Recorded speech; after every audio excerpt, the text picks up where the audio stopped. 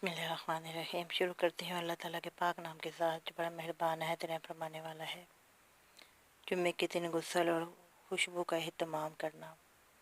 رسول اللہ صلی اللہ علیہ وآلہ وسلم نے فرمایا، مسلمانوں پر لازم ہے کہ وہ جمعے کے دن غسل کریں اور ہر ایک اپنے گھر والوں کی خوشبو میں سے خوشبو لگائے۔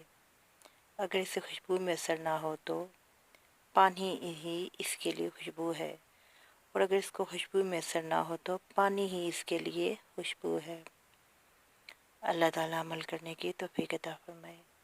دعا ہے کہ اللہ تعالیٰ ہمیں ہر شر بیماری سے اپنے حفظ و امان میں رکھے اور ہماری جولیوں کو اپنے فضل و کرم سے خوشیوں سے بھر دے۔